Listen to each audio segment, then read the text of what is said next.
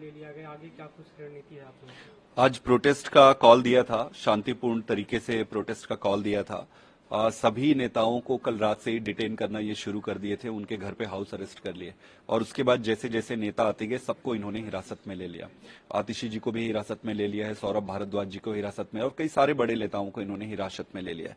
लेकिन मैं इतना कहना चाहता हूं कि दिल्ली की जनता अब प्रोटेस्ट अपने हर मोहल्ले पे, हर गली पे और सबसे बड़ा प्रोटेस्ट होगा जब चुनाव आएगा, उस समय अपने वोट का उपयोग करके देगी। तो भारतीय जनता पार्टी का जो दांव है, जो पेच है कि केजरीवाल जी को अंदर करके ये देश की जनता को और भाजपा देश के आम आदमी पार्टी को जो तोड़ने का प्रयास कर रही है, ये उल्टा पड़ने वाला है। आम आदमी पार्टी के पास अब कहीं न कहीं नेतृत्व का एक तरह से संकट है। आप सबसे महत्वपूर्ण चुनाव अपना लड़ने जा रहे हैं, लोकसभा का चुनाव। किस तरह की रणनीति रहेगी, कैसे कैंपेन करेंगे, मैनेज करेंगे? मुझे नहीं लगता है कि इसमें किसी तरह का संकट है। निश्चित रूप से आप हमारे नेता को जेल में अगर कोई डालेगा तो उससे थोड़ा डिस्कम्फर्ट तो होता ही है, दुख होता है, लेकिन राजनीति को इससे ज्यादा फायदा होगा। देखिए, राजनीति जनता की मर्जी से चलता है और जनता की मर्जी, जनता की इच्छा और जनता का प्यार आज केजरीवाल के साथ है। तो जैसा मैं बार बार कह रहा हूं कि इनका दांव उल्टा पड़ेगा, उसका मतलब यही है कि जनता जो न्यूट्रल से भी जो जनता थे, आज वो भी ये कह रहे हैं कि केजरीवाल के साथ अन्याय हुआ है, देश की जनता के साथ अन्याय हुआ है। तो मुझे ये लगता है कि बहुत तूफान आएगा इस देश में, जनता का प्यार उमड़ कर केजरीवाल जी के लिए बाहर आएगा और इसका फायदा पार्टी को मिलेगा राजनीतिक रूप से। तो कोई राजनीतिक संकट नहीं है। मेरा ये मानना है कि इससे राजनीति में जनता के प्यार में बढ़ोतरी होगी, इस पे कोई नुकसान नहीं।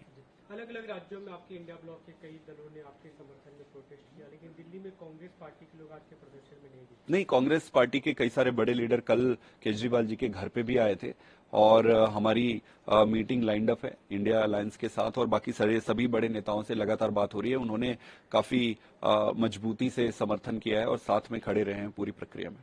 इसी मुद्दे को लेकर इंडिया ब्लॉक की मीटिंग में आगे करें, इसको लेकर रणनीति बनाएंगे कि केजरीवाल की गिरफ्तारी के बाद क्या इसी मुद्दे को लेकर मीटिंग बुलाने का प्लान किया जा रहा है। हमने बाकी लीडर से बात की है, सभी अपने अपने चुनाव को लेकर अपने अपने राज्यों में है, तो एक दो दिन में इस पे आगे कार्यवाही राहुल करें। गांधी ने, ममता बनर्जी ने अर्जुन केजरीवाल की फैमिली से बात की, उसकी वाइफ से बात की है।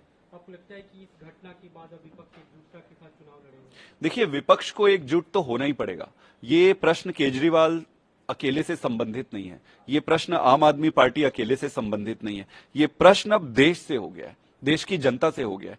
तो पूरे देश की जनता को अब ये पहचानना पड़ेगा कि नरेंद्र मोदी जी डबल स्पीक करते हैं। ऊपर ऊपर वो अच्छी बातें करके बहला फुसला के जनता को गोल गोल घुमाते हैं और दूसरी तरफ उनकी सारी कारगुजारी है एक तानाशाह जैसे करता है, एक तानाशाह जिस तरीके से कार्रवाई करता है वो वैसे ही कर रहे हैं। तो देश की जनता के सामने वो बेनकाब हो चुके हैं और जनता इनको अब अपना जवाब देगी। अभी बीजेपी की तरफ से लगातार बयान आ रहे हैं। सुधांशु त्रिवेदी का एक बयान है, उन्होंने कहा है कि अरविंद केजरीवाल पहले ऐसे नेता है जो भ्रष्टाचार के आरोप में गिरफ्तारी के बाद भी अपने पद पर बने हुए हैं, नैतिकता के आधार पर उन्हें इस्तीफा दे देना चाहिए। नैतिकता की बातें इनके मुंह से शोभा नहीं देती है। भारतीय जनता पार्टी हर एक चंदा लेकर जो धंधा चला रही है। भारतीय जनता पार्टी के कई सारे लीडर्स जो दूसरी पार्टी में थे, जो जिनके ऊपर केसेस थे, उनको ये लेकर आज बड़े नेता बना दिए।